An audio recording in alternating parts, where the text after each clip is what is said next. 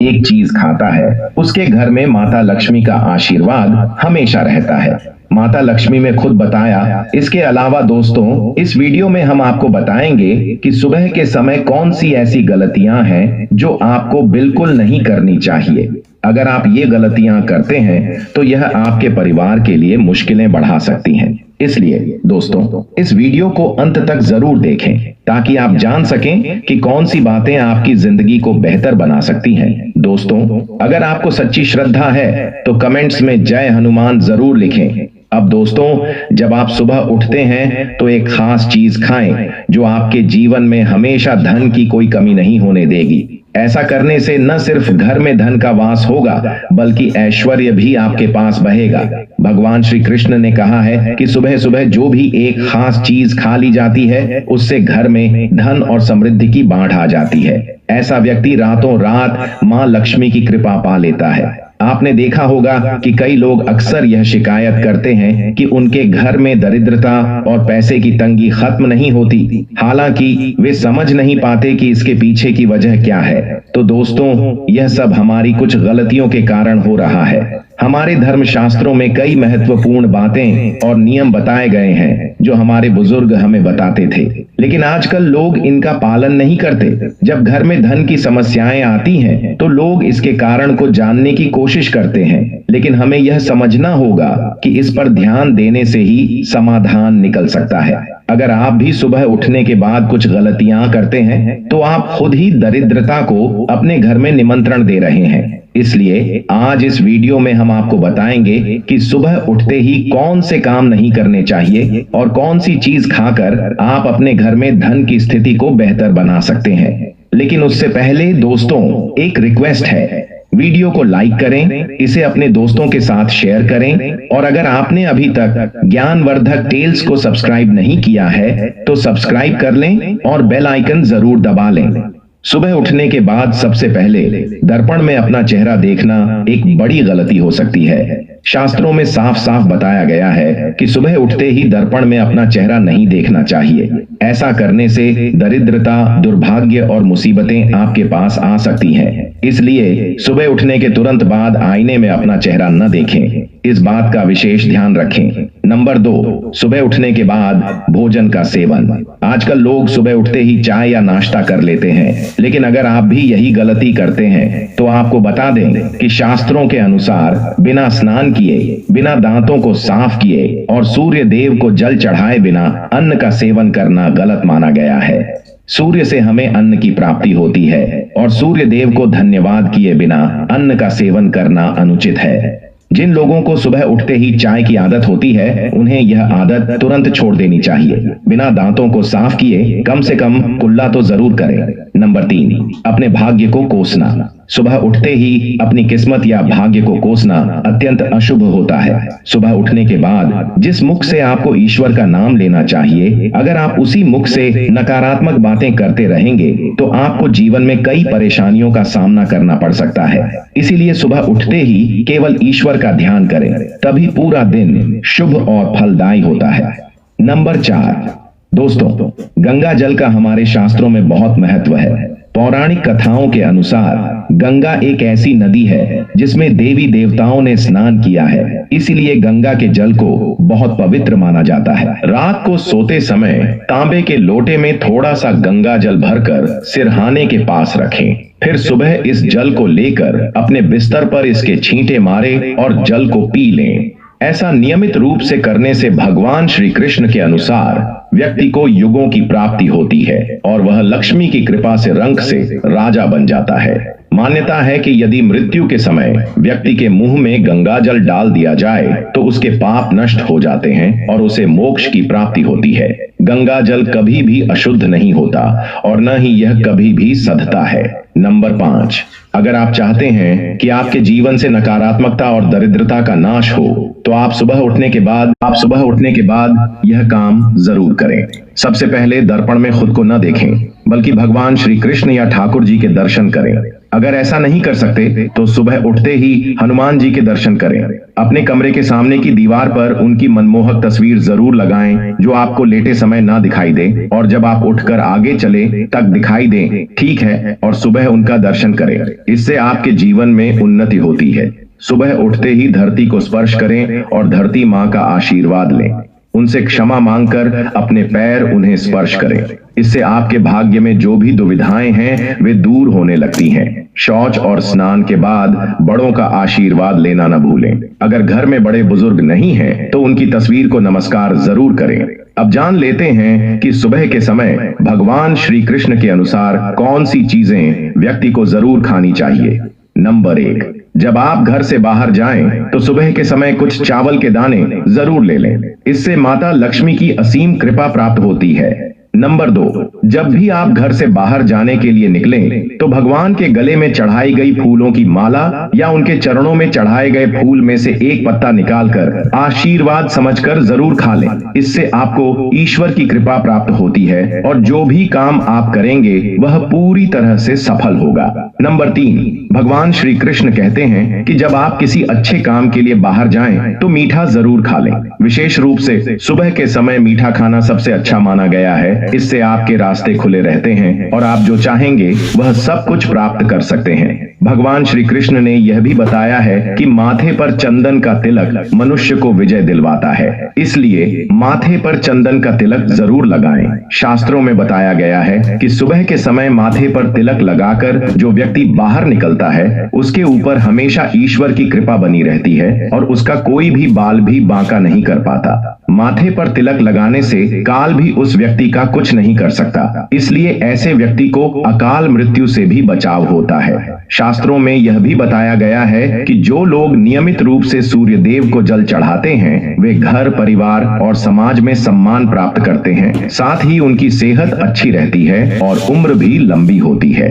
इस उपाय से त्वचा की चमक बढ़ती है और स्वास्थ्य संबंधित लाभ प्राप्त होते हैं। एक और उपाय, रोज सुबह घर से निकलने से पहले थोड़ा सा दही और शक्कर का सेवन करें। इसे शुभ शगुन माना जाता है और इससे कार्यों में सफलता मिलती है तथा नकारात्मकता दूर होती है। रोज सुबह स्नान आदि कामों के बाद तुलसी को जल चढ़ाना चाहिए। तुलसी की छोटी सी सेवा से भी देवी देवताओं की कृपा प्राप्त होती है। शास्त्रों में बताया गया है कि जिन घरों में तुलसी होती है और जो लोग तुलसी की देखरेख करते हैं उन्हें सुख और समृद्धि प्राप्त होती है। दोस्तों, हर रोज घर के मंदिर में पूजा करना चाहिए और दीपक और अगरबत्ती जलानी चाहिए। दीपक और अगरबत्ती के धुएं से वातावरण की नकारात्मक ऊर्जा समाप्त हो जाती है।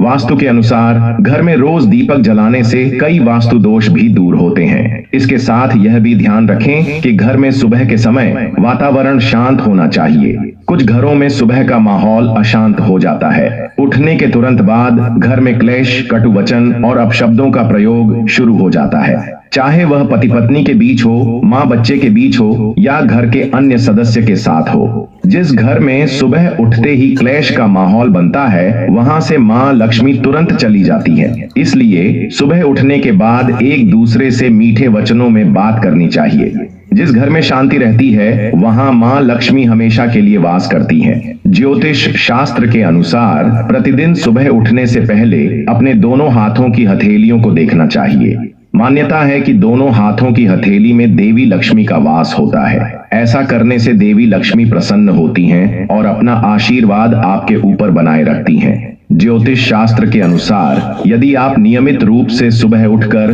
स्नान आदि से निवृत्त होकर गौ माता की पूजा करते हैं और उन्हें रोटी खिलाते हैं तो इससे सभी देवी देवता प्रसन्न होते हैं और अपना आशीर्वाद प्रदान करते हैं। गौ माता की सेवा करने से देवी लक्ष्मी की विशेष कृपा प्राप्त होती है। सवेरे उठने के बाद भगवान सूर्य देव को जल चढ़ाना चाहिए। जिन घरों में लोग इसका नियमित पालन करते हैं वहां दरिद्रता कोसों दूर रहती है। यदि आप बच्चों के हाथ से सुबह सूर्य देव को जल चढ़ाते हैं तो उनके भविष्य का भी विकास होता है। तो दोस्तों, यह थे वे काम जो सुबह के समय आपको अपने घर में जरूर करने चाहिए।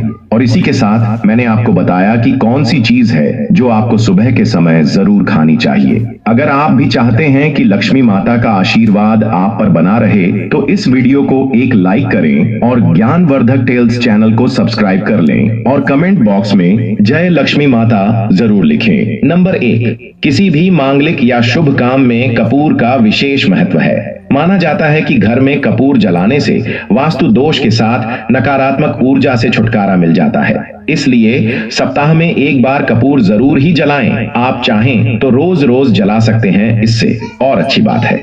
ऐसा करने से सकारात्मक ऊर्जा उत्पन्न होती है।